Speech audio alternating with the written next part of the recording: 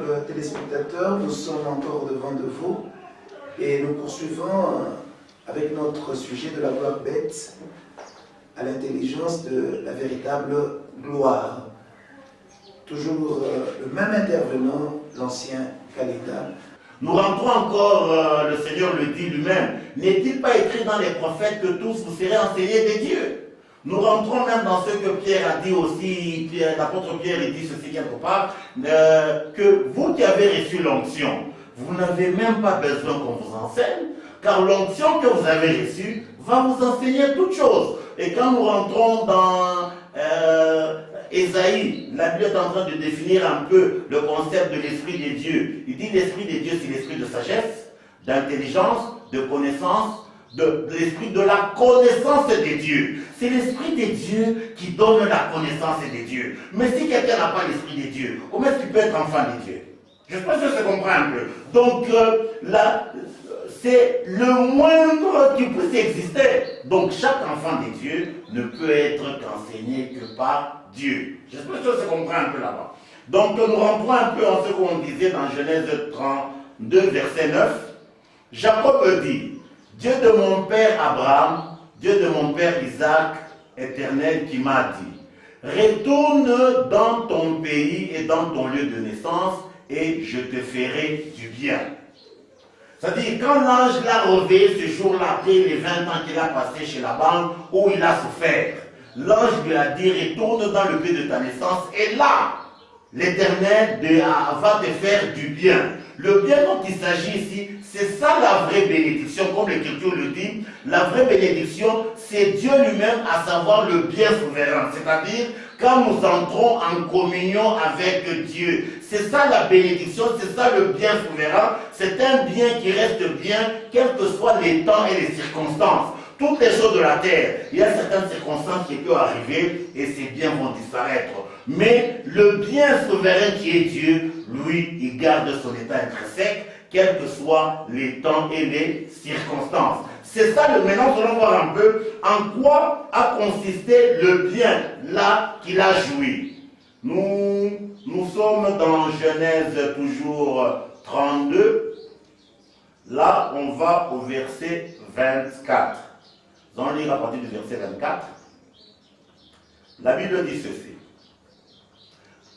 Il a tempéré à l'ordre de l'ange, il est rentré dans le pays de sa naissance. Le verset 24, il dit ceci. Jacob demeura seul. Bien-aimé, la chrétienté, c'est quelque chose de personnel. Pour que Jacob rencontre Dieu, le Seigneur s'est arrangé que Jacob soit seul. La Bible dit ceci, Jacob demeura seul. Alors un ange lutta avec lui jusqu'au lever de l'aurore. Voyant qu'il ne pouvait le vaincre, cet homme le frappa à l'emboîture de la hanche, et l'emboîture de la hanche de Jacob se dénut pendant qu'il luttait avec lui. Et il dit, laisse-moi aller car l'aurore se lève. Et Jacob répondit, je ne te laisserai point aller que tu ne m'aies béni. Si Jacob avait eu la bénédiction auprès de son père, pourquoi il devrait réclamer ici la bénédiction? C'est ici la vraie bénédiction. La bénédiction souveraine, c'est-à-dire la communion avec le bien souverain qui est Dieu. La Bible dit ceci, il lui dit, quel est ton nom? Il répondit Jacob. Nous avions vu que Jacob veut dire le voleur, l'usurpateur. L'ange lui dit, il lui dit encore, ton nom ne sera plus Jacob, mais tu seras appelé Israël. C'est-à-dire, l'ange a prophétisé sur Jacob la mutation, le changement d'identité. L'identité du voleur à l'identité du prince des dieux. Parce que Jacob veut dire le voleur, Israël veut dire le prince des dieux. L'ange qui dit, ton nom ne sera plus Jacob, mais tu seras appelé Israël. C'est ça le bien que l'ange lui a promis. Quel est le pourquoi? Parce que tu as lutté avec Dieu, avec les hommes, et que tu as été vainqueur. Jacob l'interrogea en disant, fais-moi, je te prie, connaître ton nom. Il répondit, pourquoi demandes-tu mon nom? Il le bénit là, et Jacob appela ce lieu du nom de Péniel, car dit-il, j'ai vu Dieu face à face, et mon âme a été sauvée. c'est-à-dire la bénédiction, c'est quand notre âme est sauvée.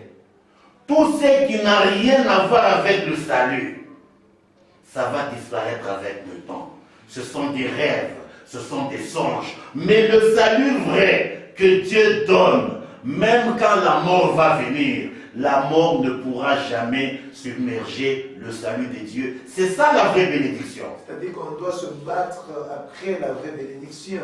Mais je crois qu'on va le lire plus tard. L'apôtre Paul le dit. Travaillez avec crainte et tremblement à votre salut. Tout le travail qu'on fait, d'une manière qu'on appelle le travail séculier, ce sont des agitations de vanité qui sont utiles pendant le temps, ce temps de vanité. Le vrai travail, c'est concernant le salut et le Seigneur le dit. Et maintenant, là, il y a déjà une question il y a pas de problème. que vous avez déjà posée peut-être à une des émissions. Est-ce que quelqu'un peut perdre le salut, le vrai salut? Là, à cette préoccupation, je crois la Bible est claire. Oui. Quelque part dans Ecclésiaste, il dit ceci: mieux vaut la fin d'une chose que le commencement. Je prends le cas concret. Le diable, avant qu'il ne soit diable, il était qui? Il était en harmonie avec Dieu. Il a perdu les privilèges qu'il a pris auprès de Dieu, oui. Je pense que c'est comprendre. La Bible, le Seigneur le dit, il n'y a que celui qui persévérera jusqu'à la fin qui sera sauvé. Mais il y a des doctrines des démons qui disent ceci aux gens. Si tu as déjà confessé, fini. Tu peux faire toutes les bêtises du monde. Ce sont les doctrines des démons. Vous comprenez? Ce que Dieu considère, c'est l'état de notre esprit au dernier carré quand nous partons de cette terre. La fin. Le commencement. Nous tous, notre commencement, c'est le péché. Dieu, le commencement ne lui dit rien. C'est le dernier. C'est pour ça que la Bible dit, nous devons persévérer jusqu'à la fin. Les lâches dehors. Qu'est-ce que c'est qu'un lâche? Il a tenu, compte tenu de certaines situations, il a lâché. Mais maintenant, que dire du verset qui dit les premiers seront les derniers seront les premiers? Est-ce qu'on peut aussi avoir en substance? Oui, je peux donner un peu un exemple concret dans les Écritures. Entre le meurtrier qui est avec Jésus à la croix, pour qui le Seigneur a dit aujourd'hui tu entreras avec moi, et Judas Iscariote, qui a été le premier à connaître à être avec le Seigneur, c'est Judas Iscariote. Mais il était le premier, il est devenu le dernier. Mais celui qui était dernier est devenu premier. Le problème qui est là, le commencement n'est rien, mais c'est la fin qui est quelque chose. C'est ce que, comme j'ai vu dernièrement, il y a quelqu'un qui m'a envoyé un message, quand on parlait de la bénédiction, en disant que toutes les choses de la terre c'est du méli-mélo. Il m'a envoyé un message pour dire, mais quand tu dis que c'est du méli-mélo, et quand Dieu dit, je bénirai ton arrivée, ton départ, bien-aimé dans le Seigneur. La parole de Dieu n'est pas un livre pagano-congolais ou américain. La Bible, c'est un chef-d'œuvre de Dieu. Moi, j'ai eu beaucoup d'appels sur la bénédiction de l'émission. Je dis, la Bible, c'est un chef-d'œuvre de Dieu qui revêt la rédemption de notre esprit. Quand vous allez dans Deutéronome 28, l'arrivée et le départ dont la Bible parle n'a rien à voir avec l'arrivée et le départ sur le plan humain. L'arrivée dont la Bible parle, quand la Bible dit, je bénirai ton arrivée, je bénirai ton départ. Je vais prendre l'exemple concret. Ruth la Moabite, en arrivant sur la terre, elle a connu une arrivée maudite. Elle est née Moabite. Mais quand elle a quitté Moab pour aller à Bethléem, elle a connu une arrivée bénie. Le départ, c'est le départ de cette terre. Vous comprenez un peu? Et alors l'arrivée? Oui, l'arrivée. C'est-à-dire quand nous naissons sur la terre, tous, nous naissons Moabites, nous naissons pécheurs. Nous avons une arrivée maudite. La volonté de Dieu est que nous puissions passer de l'arrivée maudite à l'arrivée bénie. L'arrivée bénie, c'est quand nous naissons de l'esprit. Quand nous naissons de la chair, c'est une arrivée maudite. Quand nous naissons de l'esprit, nous avons maintenant une arrivée bénie. Mais quand nous mourrons sur cette terre, étant chair, nous avons un départ maudit, c'est-à-dire nous partons de cette terre étant séparés d'avec Dieu. Mais quand nous mourrons, nous partons de cette terre étant spirituels, nous avons un départ béni. C'est de la spiritualité. Ça n'a rien à voir de quitter le Congo aux États-Unis. Hein? Je ne sais pas. C'est là où il y a un problème. Donc on prend des choses spirituelles pour les mélanger à notre vie de païen. C'est pas possible. Hein? C'est là où il y a le problème. Donc, c'est pour ça que quand Paul dit, le jour de mon départ approche. C'est-à-dire, il faut partir de cette terre étant en alliance avec Dieu. C'est ça le départ béni. Mais si je pars de cette terre, étant séparé d'avec Dieu, même si j'ai tous les biens de la terre, la mort a le pouvoir d'arrêter notre alliance avec tous les biens de la terre. Il n'y a que l'alliance avec Dieu que la mort ne peut pas submerger. Mais maintenant, que dire des bébés qui naissent aujourd'hui et demain, ils arrivent à mourir? La Bible dit, l'enfant, tant qu'il n'aura pas encore connu le bien et le mal, il va manger le lait et le miel.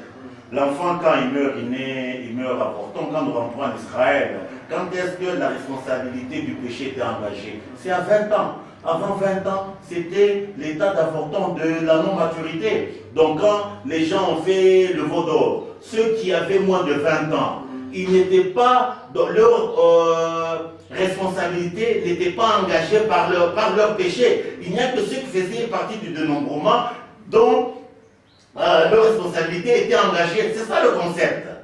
Un enfant, quand il meurt avorton, là il n'y a pas de problème. Mais c'est lui qui a déjà atteint là de la responsabilité. Il a fallu qu'il ne naisse même pas.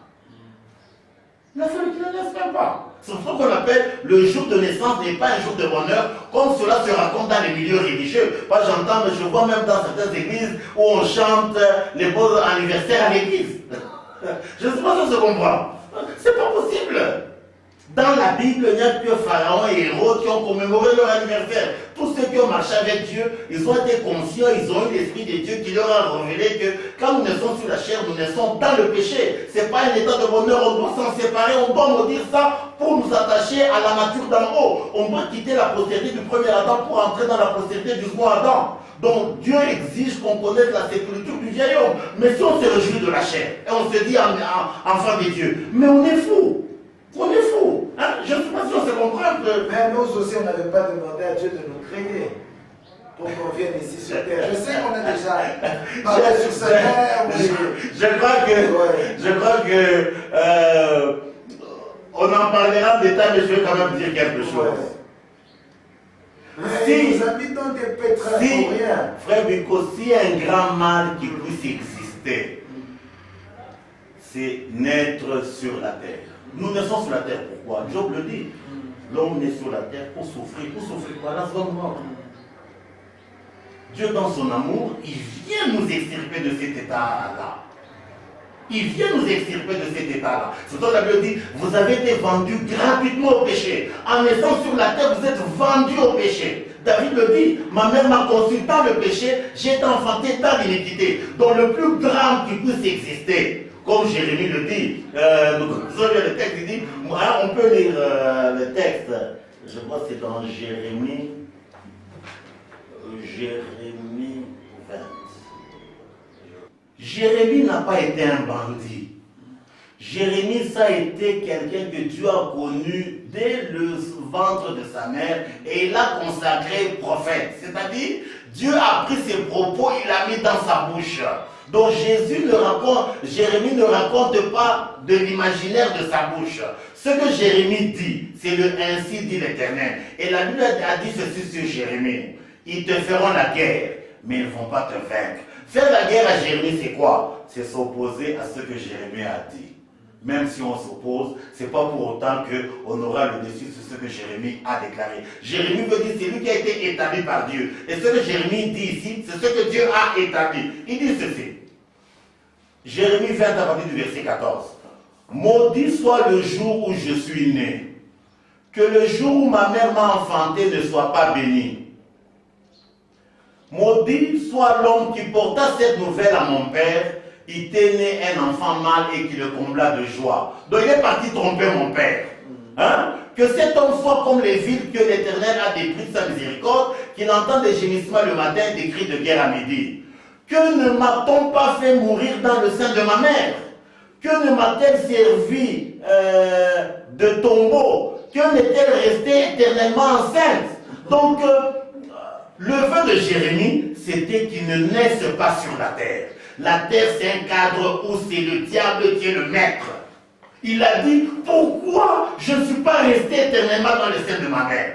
18, il dit, pourquoi suis-je sorti du sein maternel? Pour voir la souffrance et la douleur et pour consumer mes jours dans la honte.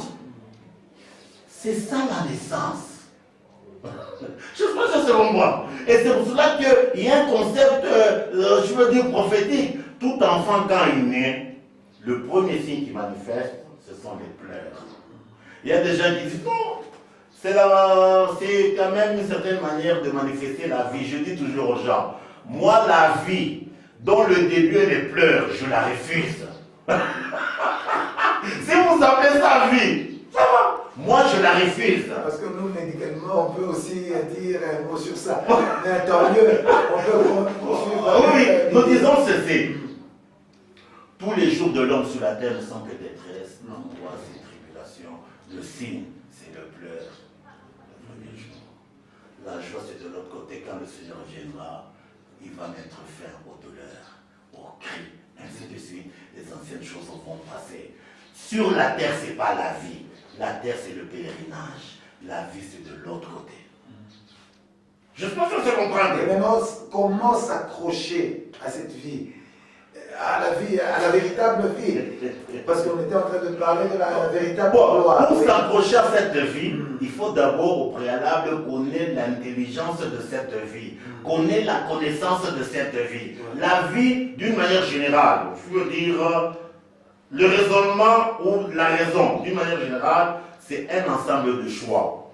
Si vous devrez choisir deux choses, vous regardez la chose qui a la grande valeur, vous la prenez, celle qui est de moindre valeur, vous la délaissez. Si moi, je suis ignorant, je suis conscient, je suis inconscient de la vie de l'autre côté, mais je vais prendre les véhicules ici que c'est ça le bonheur. Vous comprenez un peu? C'est ça le problème. Donc maintenant, pour quelqu'un puisse voir que les choses de la terre ici, c'est la pourriture, il faut au préalable qu'il ait l'intelligence de ce qui est de l'autre côté. Et s'il a la vraie intelligence de ce qui est de l'autre côté, il va délaisser la pourriture ici. Donc le grand problème qui est là, c'est l'intelligence des choses d'en haut. La connaissance des choses d'en haut. Donc la vie éternelle, c'est connaître Dieu. Mais si on ne connaît pas Dieu, bien aimé, on ne peut que s'attacher aux choses pourries de la terre. Mais pourquoi, quand il faudra quitter cette terre, les gens s'accrochent, pleurent? Et je vous pose aussi la question, si aujourd'hui vous êtes permis de mourir, est-ce que vous allez accepter volontiers de partir? C'est pour cela que, comme je le dis toujours, c'est notre chair et notre sang qui nous trompent. Ecclésiaste 4 déclare, je crois qu'on peut lire ce texte, il est quand même important. Donc Ecclésiaste 4 à partir du premier verset. C'est un bon texte. C'est la sagesse qui parle, c'est Salomon qui parle. Bien aimé dans le Seigneur, Ecclésiaste dehors, on l'appelle en Swahili le prédicateur. S'il y a un prédicateur qui n'a commis aucune erreur, c'est Salomon. Écoutez ce qu'il dit. Bien qu'il a été polygame. Là, c'est notre concept. Dieu l'a utilisé comme matériel didactique pour révéler ce qu'est la vanité des choses de la terre. Il dit ceci. À partir du premier verset, j'ai considéré ensuite toutes les oppressions qui se commettent sous le soleil. Voici les opprimés sont dans les larmes et personne qui les console.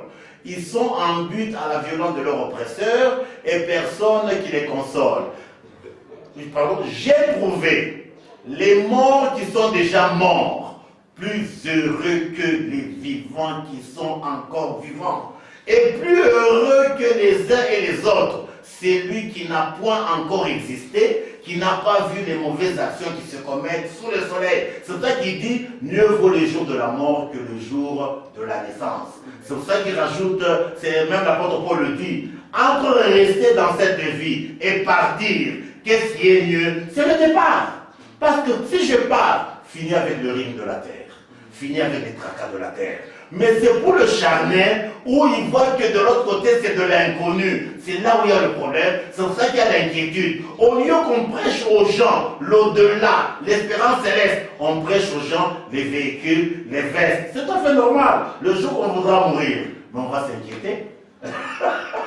Mais c'est lui qui a l'espérance céleste. Il sait que la mort c'est un cas. Maintenant, si tu as toute une suite derrière toi, en tant que parent, enfant qui est encore petit, ah oui, on essaie un peu je vais vous répondre. Oui. Parce que ce sont des questions. Qui a la plus grande bergerie? C'est moi en tant que papa ou bien c'est Dieu? C'est Dieu, mais si papa mourait tôt, il peut y avoir beaucoup de vagabonds. Je peux vous donner, j'ai un témoignage parlant. J'ai un ami avec qui on a grandi, il a presque mon âge.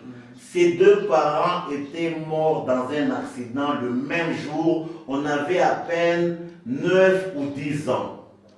Dans cette famille, sur le plan humain, il y a des gens qui sont bien positionnés, même au niveau de l'Australie. Hein, ça, je dis, c'est sur le plan humain. Mais je connais des gens qui ont et papa et maman, mais chariomènes.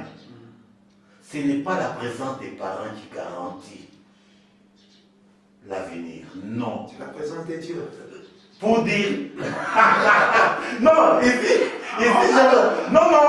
je vais vous dire ceci, je vais répondre à la préoccupation. Il y a un texte qui me dit très bien. Il dit, la course n'est pas pour les agiles, le pain n'est pas pour les sages, même la nourriture n'est pas pour les intelligents, tout dépend pour eux des temps et des circonstances. Il y a des gens d'ailleurs qui ont des parents irresponsables. Si son père meurt, il est même fier parce que fini avec l'opprobre. Vous comprenez un peu? Pour dire que ce n'est pas le parent biologique qui est la garantie de l'avenir d'un enfant, entre guillemets. Je sais pas si c'est comprend. Entre la mort, la naissance et la mort, selon Dieu, c'est la mort qui est un gain fini. Parce que, étant ici, nous avons les choses de Dieu quant à la foi. Mais quand la mort vient, c'est-à-dire, nous passons de la foi aux réalités. Je prends le cas concret, la parabole du riche et du pauvre Lazare. Pour les deux, pour le riche, la mort, ça a été un drame, parce que c'était la fin des plaisirs momentanés de la terre et le début des douleurs éternelles. Mais pour Lazare, la mort, c'était la fin des douleurs momentanées et le début des félicités éternelles. Le grand problème qui est là, c'est quelle est l'espérance qu'il y a en nous? C'est là le problème. C'est là le problème. Donc les gens, ils n'ont que l'espérance terrestre. Comme Paul le dit, il y en a plusieurs qui marchent à l'ennemi de la croix de Christ. Ils ne pensent qu'aux choses de la terre, leur Dieu c'est leur ventre. Mais nous sommes citoyens des cieux, nous attendons que vienne le Seigneur Jésus. Il viendra transformer le corps d'humiliation que nous avons afin de le revêtir le corps de gloire par le pouvoir qu'il a de s'assujettir toutes choses. Le corps que nous avons ici, c'est un corps de honte, c'est un corps d'humiliation, c'est pour ça que ce corps il vieillit. Quand vous le prenez au frottement avec le temps, il perd sa valeur.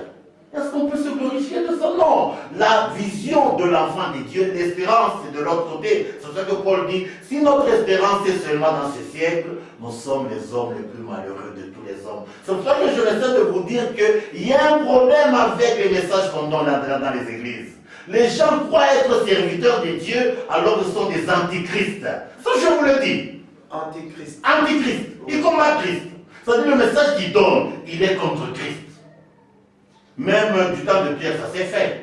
Quand Christ a dit qu'il fallait qu'il meure, qu'est-ce que Pierre a dit? Ce que tu dis n'arrivera jamais. Pour Pierre, il servait le Seigneur. Or, le Seigneur lui a dit, arrière de moi, Satan, tu mets en scandale. Ce qui s'est passé avec Simon-Pierre, même aujourd'hui, ça se passe. C'est pour ça que la Bible dit, beaucoup de gens viendront ce jour-là, on a prêché, on a fait ceci. Arrière de moi, je ne vous ai jamais connu. Je vous dis que les gens fassent attention. On ne peut pas servir Dieu en dehors de la logique des dieux. Des gens ignorants de la logique des dieux, mais ils se disent serviteurs des dieux. C'est pas possible. Ils servent Dieu selon leur doctrine. Ah, selon leur pensée, selon leur logique, selon leurs sentiments. Non. La Bible dit, je suis dans la joie quand on me dit, allons à la maison de l'Éternel. Nos pieds s'arrêtent dans tes portes, ô Jérusalem. C'est là que montent les tribus de l'Éternel, selon la loi d'Israël. Nos pieds qui s'arrêtent dans les portes de Jérusalem, c'est quoi? Nos pieds, c'est l'image de notre propre volonté. Elle doit s'arrêter là où il y a les décisions de Dieu. Mais nous piétinons sur les décisions de Dieu, mais on a des galons de archibishop, je ne sais pas, qui continuent à se donner des titres. Moi, j'ai toujours dit, c'est mieux de ne pas avoir de titre, mais que le titre soit de l'intérieur, que d'avoir un titre, mais l'intérieur creux. Ce qui est important, c'est l'intérieur que l'extérieur. Des gens ont des galons, ils chantent des titres du matin au soir, ils étaient révérends, ils sont archibishops, ils sont ceci, ils sont... Qui continuent à changer les titres. Qui continuent à changer les titres. Ce qui est important, c'est ce que Dieu connaît. Comme Samuel a dit, nous les humains nous regardons l'apparence, mais Dieu regarde notre cœur. Vous comprenez un peu? C'est très capital. Donc nous avons, on était en train de dire, quel est le moyen d'accès dans la gloire véritable? Parce que nous sommes en train de parler de la gloire véritable, nous avions dit que la gloire véritable, c'est le comble des dieux. Être dans la vie éternelle, être comblé. Donc nous lisons Ésaïe 58.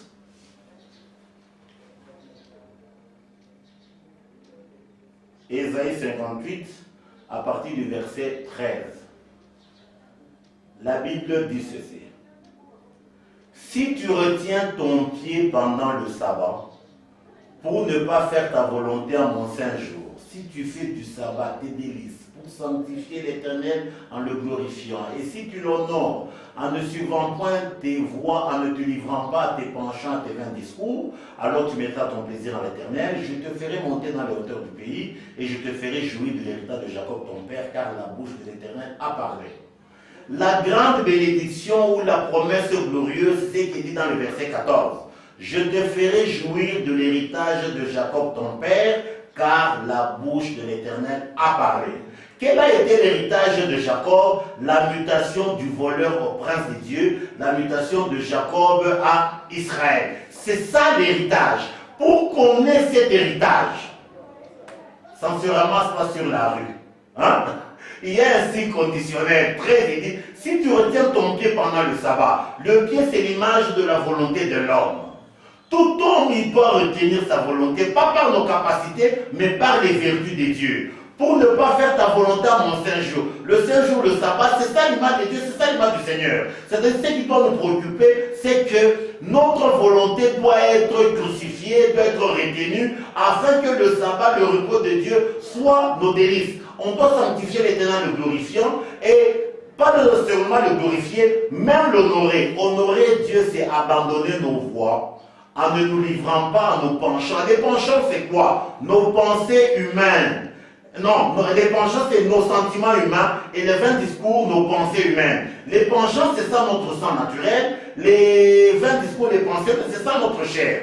Et la Bible dit, alors tu mettras ton plaisir en l'Éternel, je te ferai monter dans les hauteurs du pays. Les hauteurs du pays, les hauteurs, c'est ça l'expression du ciel. Le ciel, c'est les hauteurs de glorieux. C'est-à-dire quoi? On cesse d'être terrestre, on devient céleste, comme Christ le dit. Vous, vous êtes en bas, moi je suis d'en haut. Le Seigneur est venu pour nous extirper de la bassesse afin de nous introduire dans les hauteurs. Comme Paul le dit, nous sommes bénis dans les lieux célestes en Jésus. Il nous a transportés dans le royaume du Fils de son amour. Donc pour que cela soit possible, il faut que notre pied soit retenu. Et quand le pied est retenu, alors Dieu va nous faire monter dans les hauteurs. Les hauteurs, c'est cesser d'être terrestre, devenir céleste. Et c'est ça l'héritage de Jacob, la mutation de Jacob à Israël, la mutation du voleur au prince des dieux. C'est pour cela que même Salomon... C'est ça même la véritable gloire. C'est ça, oui, les hauteurs du pays. L'élévation, nous avions dit que la gloire, c'est la splendeur, la renommée, l'élévation. Quand vous entrez dans l'élévation, c'est ça la gloire. Et cette élévation, ce n'est pas une élévation momentanée, c'est une élévation éternelle. Je peux vous comprendre. C'est pour ça que même Salomon conclut ce texte, il dit ceci dans Ecclésiaste 4, verset 17, il dit ceci, Prends garde à ton pied lorsque tu entres dans la maison de Dieu. La maison de Dieu dont la Bible parle, bien aimé, ça n'a rien à voir avec nos bâtiments. Il n'y a personne avant d'entrer dans son église, il prend garde à son pied. C'est un discours spirituel. La maison de Dieu, c'est la personne de Christ. Notre pied, c'est notre volonté personnelle. Nos pensées, nos sentiments. C'est là où il dit, prends garde à ton pied lorsque tu entres dans la maison de Dieu. Approche-toi pour écouter et non pour offrir le sacrifice des insensés, car plusieurs ne savent pas qu'ils font le mal. Si notre pied n'est pas retenu, tout ce qu'on fait comme œuvre, c'est une œuvre des insensés. Parce que le dernier jour, cela nous sera ôté. Parce que ce qui marque l'inimitié entre l'homme et Dieu, c'est l'activité de notre pied, l'activité de notre volonté. C'est ça qui marque l'inimitié entre l'homme et Dieu. Et c'est ce qui a été révélé dans la vie de Judas Iscariote, où le Seigneur a dit, c'est lui qui mangeait le pain avec moi, a levé son talon contre moi. Notre talon doit être retenu, doit être bloqué, enfermé dans la prison. Le talon, c'est quoi? Notre volonté personnelle. C'est ça être enfant de Dieu. Mais chacun fait ce que bon lui semble, mais il se dit enfant de Dieu. Non! Croire en Jésus, c'est divorcer avec ses pensées humaines, avec ses sentiments humains, et adhérer aux pensées du Seigneur et aux sentiments du Seigneur. Croire, c'est avoir confiance. On sait d'avoir confiance en soi-même, mais non, on a confiance seulement dans le Seigneur, c'est-à-dire l'adhérence seulement aux pensées du Seigneur, aux sentiments du Seigneur, et nous nous séparons de nos propres pensées belliqueuses et de nos propres sentiments. Je pense que je comprends. C'est là où, même, je crois, on l'a dit, quand nous allons dans les psaumes 122, là où il dit, je suis dans la joie quand on me dit, allons à la maison de l'Éternel. Quelle est la maison qu'on doit quitter? La maison de la mort, c'est-à-dire la maison où il y a notre chair et notre sang, la maison d'argile qui tire son origine de la poussière, pour entrer dans la maison de vie qui est la maison de l'Éternel, que la Bible appelle le pays de blé et de mou. Le blé, c'est ça, la chair de Christ, et le mou, le sang de Christ. C'est-à-dire quoi? Il y a deux maisons. La maison de la mort et la maison de la vie. La maison de la mort, c'est la maison que nous héritons quand nous naissons sur la terre. C'est pour cela que la naissance sur la terre, c'est un acte de malédiction selon les pensées de Dieu. Nous naissons souillés. C'est pour ça qu'en Israël, on ne donnait pas le nom le jour qu'on naissait sur la terre. Le nom était donné le 8e jour, le jour de la circoncision, où on jugeait et on condamnait la première nature qui venait de naître. C'est ça la logique de Dieu. Il dit, je suis dans la joie qu'on me dit, allons à la maison de l'Éternel. Nos pieds s'arrêtent dans tes portes, ô Jérusalem. Nos pieds, c'est ça l'image de notre volonté personnelle. Les portes de Jérusalem, c'est l'image des décisions de Dieu. C'est-à-dire quoi? Nos décisions personnelles, on doit les abandonner afin de nous retrouver dans les décisions de Dieu. Selon la Bible dit, c'est là que montent les tribus de l'Éternel, selon la loi d'Israël. Donc on ne va pas chez Dieu en dehors de la loi d'Israël. La loi d'Israël, c'est laquelle? C'est la loi du renoncement. La loi du renoncement. On renonce à quoi? À notre première nature, qui est une nature corrompue, une nature belliqueuse, la nature qui fait la guerre à Dieu. Mais si on est ami à la nature qui fait la guerre à Dieu, comment est-ce qu'on peut être ami de Dieu? Impossibilité. C'est pour cela que Salomon le dit quelque part. Quand un homme aurait 100 fils, même s'il arrive à vivre 2 fois 1000 ans, si son âme ne s'est point rassasiée de bonheur, et si de plus il n'a pas de sépulture, je dis qu'un avorton est plus heureux que lui. Qu'est-ce qui est exigé là-bas? Le bonheur. Le bonheur a une exigence. Le bonheur, c'est quand on connaît la sépulture. La sépulture, c'est quoi? C'est la crucifixion du vieil homme. C'est ça qui c'est le bonheur. Et le bonheur, c'est le péché.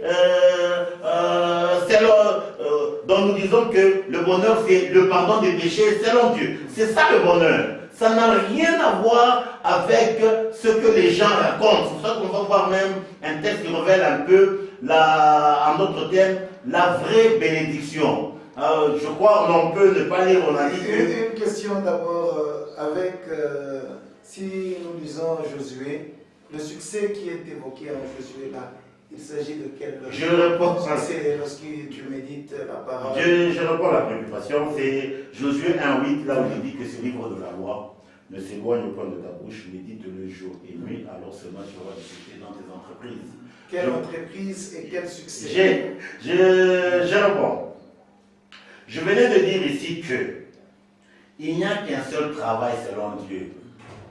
Le travail, comme Paul le dit, travail avec crainte et tremblement au salut. Tout ce que nous avons travaillé sur la terre, c'est ce qu'on appelle des agitations de vanité. Maintenant, quand nous rentrons au niveau de Josué, l'entreprise dont la Bible parle, c'est le chemin de pèlerinage qui devrait faire que Josué entre dans les promesses de Dieu. Nous aussi, nous avons un chemin de pèlerinage où on doit vaincre. C'est-à-dire quoi? D'ici où on est vers le ciel. Pour qu'on ait le succès dans ce chemin, ce n'est que quand notre cœur est soutenu par le vrai pain. Si le cœur n'est pas soutenu par le vrai pain, le diable va nous avaler. L'entreprise n'a rien à voir avec les magasins, n'a rien à voir avec les choses de la terre. L'entreprise dont il s'agit, c'est notre chemin de pèlerinage de la terre vers le ciel. C'est de ça que la Bible parle. Israël, son entreprise était quitter l'Égypte vers la terre promise. La terre promise, donc pour nous aussi on doit quitter le monde vers le ciel. Vous comprenez un peu? C'est ça l'entreprise. Ça n'a rien à voir avec les richesses injustes de la terre. Parce que le Seigneur appelle les choses de la terre les richesses injustes. Il doit mettre entre guillemets la compétitivité dans ça. Là il y a une contradiction. Parce qu'il y a des gens, en naissant sur la terre, ils naissent avec leur compte garni des milliards de dollars. Il y a des gens qui naissent sur la terre, leur compte dans le négatif. Comment est-ce que Dieu peut mettre la compétitivité entre ces deux personnes? Alors il y a un problème. Vous comprenez un peu? Il y a des gens qui naissent ici, ils n'ont rien, mais il y a des gens qui naissent ici avec beaucoup. Donc c'est pour ça que la Bible appelle ceci les choses de la terre. Mais concernant le péché, tous nous naissons asservis au péché. L'entreprise dont la Bible parle, c'est le passage du péché à la vie de sainteté. Et là, le départ est le même pour tout le monde. C'est pour ça que Romain le dit, Dieu a enfermé tous les hommes dans la désobéissance afin de faire miséricorde à tous. Tous, on a le même départ, on a les mêmes opportunités. Quoique les gens peuvent dire, non, la Bible dit là où le péché abonde, la grâce abonde. Tous, nous avons été vendus gratuitement au péché et il vient nous racheter sans payer un seul franc. Vous comprenez? C'est ça l'entreprise, ça n'a rien à voir avec l'entreprise où on fabrique les ordinateurs. Ça n'a rien à voir avec ça. J'ai aimé Jacob, mais j'ai haï Ésaü. C'est comme qui dirait que Dieu a des partis pris. C'est là où il y a encore un problème. Quand on lit ce texte, quand on y met le raisonnement humain, quand nous appliquons notre cerveau à ce texte, on va y soutirer la mort. Le texte de la Bible est incompatible avec notre cerveau. La parole de Dieu, c'est notre esprit qui doit l'appréhender. Ésaü et Jacob veut dire quoi? C'est-à-dire quoi? Il y a deux dimensions là-bas. Il y a la dimension cause et la dimension des deux personnes.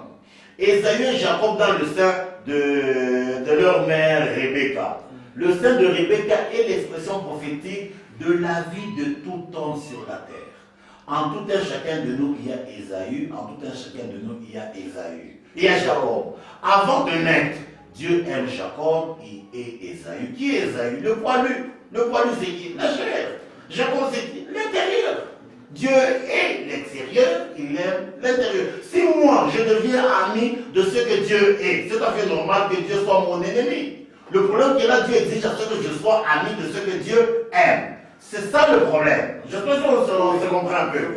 Mais maintenant, quand nous prenons Ésaü à part, Dieu étant omniscient, connaissant la fin avant le commencement, sachant que Ésaü allait choisir les choses terrestres, il a pris comme intérêt didactique pour révéler ce qui est mauvais. Il n'y a aucune responsabilité des dieux. Maintenant, Jacob, quand nous rentrons dans le texte, on ne l'a pas lu. Quand il s'est présenté devant son père Isaac, Isaac a dit, quel est ton nom? Il a dit quoi? Il a menti d'abord. Non, je demande Isaac, quand il a menti, il a dit qu'il était qui? Il était Ésaü. Ce n'est pas le mensonge. Hein. Donc tous, nous ne sommes ennemis de Dieu. C'est très capital. Mais bien qu'il a parlé qu'il était Ésaü, Ah oui, oui. c'est pas le mensonge. Entre guillemets, c'est pas le mensonge. C'est-à-dire quoi? Il est né Jacob. Jacob veut dire le voleur, l'ennemi de Dieu. C'est pour cela que devant l'ange, là il a été correct. Il est né Jacob. C'est-à-dire quoi? Même Jacob, il est né perdu. Il fallait qu'il rencontre avec l'ange, que l'ange tue la perdition qui était en lui, afin que l'ange appelle à l'existence, l'ange représentant Dieu appelle à l'existence Israël. Israël, c'est l'homme nouveau créé à l'image de Dieu. C'est ça le concept. C'est pour ça que quand on lit ce texte, avec la sagesse humaine, bien aimé, on se retrouve dans des choses illogiques. Je pense que ça se comprend un peu. C'est pour ça que quand vous rentrez dans les Écritures, vous allez voir dans le livre de Deutéronome 23. Il est dit ceci, Deutéronome 23, on peut lire quand même, c'est important. Quand vous lisez le verset 3, il est dit ceci, l'Ammonite et le Moabite n'entreront point dans l'assemblée de l'Éternel, même à la 10e génération à la perpétuité. Oui. Qui est l'Ammonite et le Moabite? Les mélangeurs, les gens qui mélangent les deux sémences. La sémence du Père et la sémence des nations. On est Moabite, même à perpétuité, on ne peut jamais entrer chez Dieu. Mais par contre, quand vous lisez à partir du verset 7, il dit ceci, tu n'auras point en abomination les Domites. Les Domites, c'est ça Ésaü, les enfants d'Ésaü. Car il est ton frère, tu n'auras point en abomination d'Égyptiens, car tu as été étranger dans son pays. Les fils qui leur naîtront à la 3e génération entreront dans l'assemblée de l'Éternel. De quoi on parle? La 3e génération. Donc tous, nous naissons Égyptiens, tous nous naissons Édomites. La 3e génération, c'est laquelle? La première génération, ici, c'est le discours selon Dieu. La première génération, c'est l'état d'être de la chair. La 2e génération, l'état d'être du renoncement. Quand le renoncement atteint le terme, nous entrons dans la 3e génération, on devient spirituel, Dieu nous accueille. Je voudrais que je vous pose une dernière question. Pas de problème. Oui, quel est le bénéfice que Dieu cherche de nous humains lorsqu'il nous a créés? Oui, d'abord, comme quel intérêt? L'intérêt, Comme qui dirait qu'il connaît le film. Je vous l'avais dit. Même la fin. L'intérêt de Dieu, c'est sa gloire, c'est prouver au diable que la terre, c'est ton royaume. Là, je vais y mettre des êtres faibles, mais ils vont te résister pour m'obéir à moi. C'est ça que l'Écriture dit. Mon fils, sois sage dans ton cœur, afin que celui qui m'outrage ferme sa bouche. C'est ça le rôle de l'homme sur la terre. C'est pour que Dieu se glorifie à ce que nous nous résistons au diable, et Dieu a mis à notre disposition tous les attributs possibles pour qu'on soit fort afin qu'on écrase le diable. Alors si le diable n'était pas tombé ici sur terre, s'il était resté au ciel, est-ce que ce combat allait avoir lieu? Mais la terre, à quoi elle sert? La terre, c'est le premier lieu de transit du châtiment du diable. Mais je dis que si Lucifer ne s'était pas révélé. Mais la terre avait existé pourquoi? Oui, la terre, comme je vous dis. L'Écriture dit, réjouissez-vous cieux et habitants des cieux, malheur à la terre et aux habitants de la terre, parce que l'ennemi a été précipité vers vous, animé d'une grande colère, sachant qu'il nous reste peu de temps. Avant qu'il ne pêche, il était auprès des dieux, son temps n'était pas compté. Quand il était précipité, le compte à rebours a commencé. C'est le lieu de transit du premier châtiment du diable, avant qu'il entre dans la seconde mort. En tout cas, nous vous disons merci. De rien, de rien.